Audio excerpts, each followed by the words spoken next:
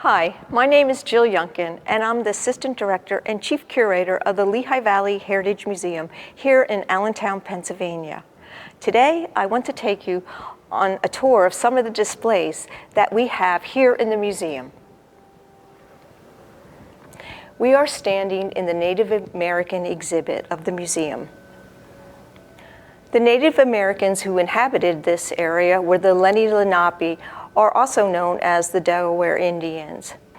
They had a complex culture, and they also were very involved in making tools. You'll see in this exhibit some of those unique tools. The tools were made primarily out of Jasper. Over here on this side, you can see some of the spearheads. Spearheads came in many, many different sizes and were used to hunt small and large animals. They also used an axe, which would have been made out of stone. It's a hafted axe, meaning it has a handle with it as well. And that would have been used to clear fields and to chop wood for homes. Some of the other stone implements that they made and used were stone bowls. Imagine cooking in a bowl that was heavy, made of stone, and eating from that bowl as well. They also used jasper. Jasper was very important to Native Americans because it was a hard rock, but yet it was malleable enough to make these tools with. There were large deposits in this area of jasper, and the Indians would visit the quarries very often to dig for jasper to make their tools with. Jasper was also used to make necklaces and beads, and were used in trading.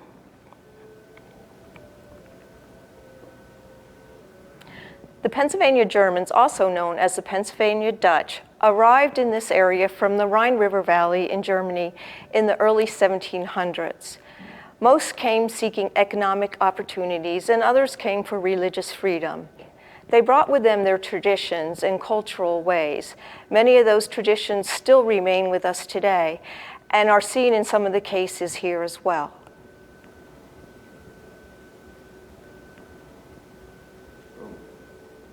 Pennsylvania Germans were hardworking and industrious people. Many were farmers who toiled in the field 7 days a week for many hours at a time.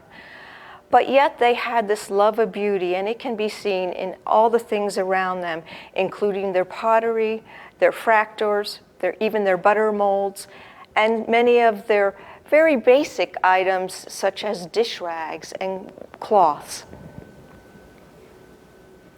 Fractors were a type of certificate that was used to celebrate marriages, birth, and baptisms, and were used also at times for deaths as well.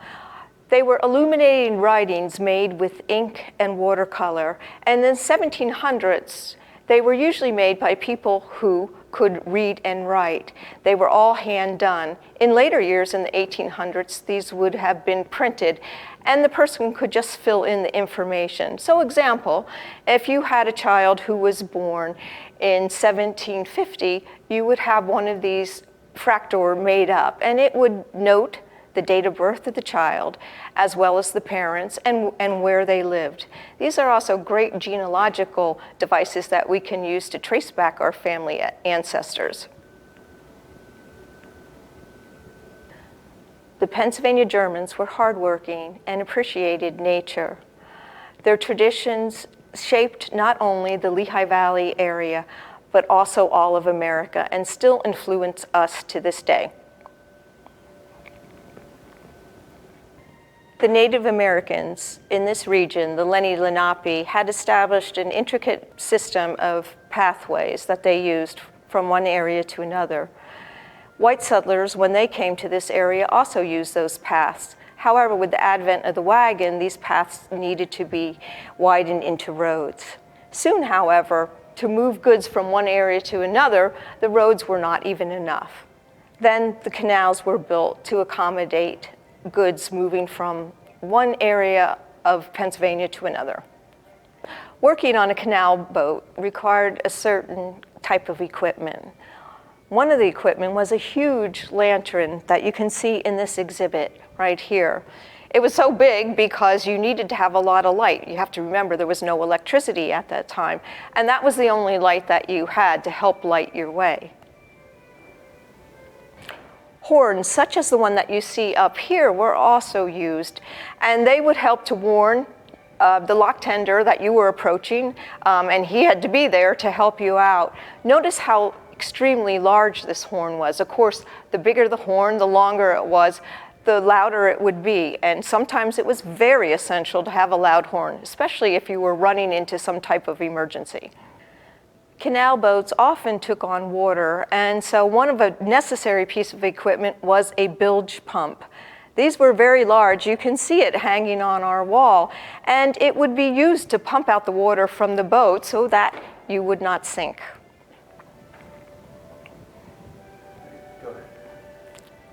Canal boatmen not only worked on their canal boats, but they lived on them as well. And one of the essential pieces of equipment would be, of course, a cook stove. You can see one on display right here. The canal was an essential part of industrialization in this area. However, it was short-lived, and soon the railroad would take its place, being able to transport goods even faster and quicker than canals. When the United States entered World War I, America and the Lehigh Valley area mobilized quickly to support the war effort. Industries in this area, such as Bethlehem Steel and Mack Truck, increased production. Meanwhile, men from this area went overseas to fight in the war. Women took their places at the factories and industries in this area.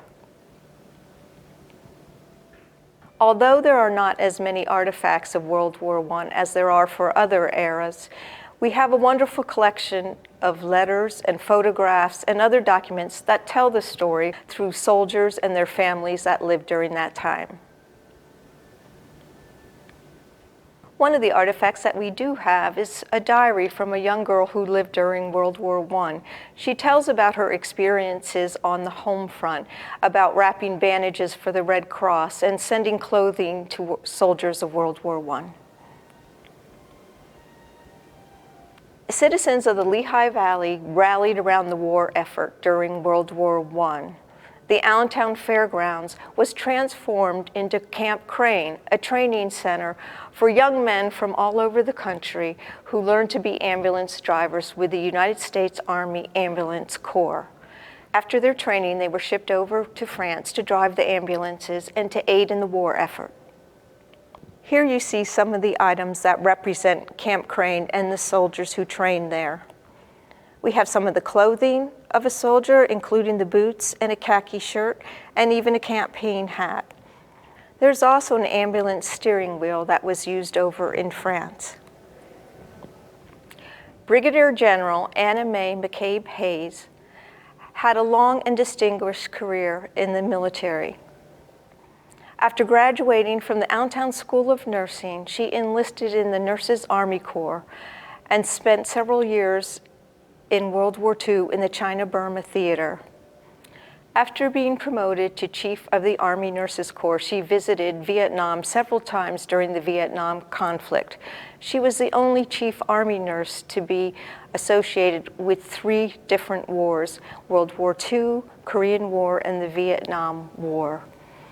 In 1970, she was the first woman ever to be promoted to the rank of Brigadier General in the United States military. Although she now lives in Washington, D.C., she still considers Allentown her home. The Lehigh Valley is home to other notable people besides General Hayes. Lee Iacocca, former president and CEO of Chrysler Company, Christine Taylor, actress and married to Ben Stiller, and John Grogan, author of Marley and Me.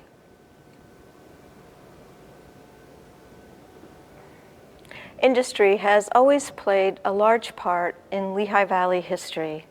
From mom and pop cigar manufactories to large cigar manufactories, to pretzel industry, which was based on the summer wheat grown in this area, to silk mills, and then later slate and cement. These all played a big role in forming and developing the Lehigh Valley area. On display, we have some of the tools and patterns that would have been used in the manufacturing of silk. We also have on display some artifacts from the slate industry. Slate was used not only for slate roofs, but it was also used for board games such as the checkerboard that you see on display here. The slate industry was so important to the Lehigh Valley area that they named 2 towns after slate, Slatington and Slatedale, and the slate industry still continues to this day. Thank you for taking the tour with me today. If you'd like more information on the Lehigh Valley Heritage Museum, you can check out our website at www.lehighvalleyheritagemuseum.org, or you can call us at 610-435-1074. The hours for the museum are Tuesday through Saturday, 10 to 4, and Sundays, 12 noon to 4. Hope you'll visit us soon.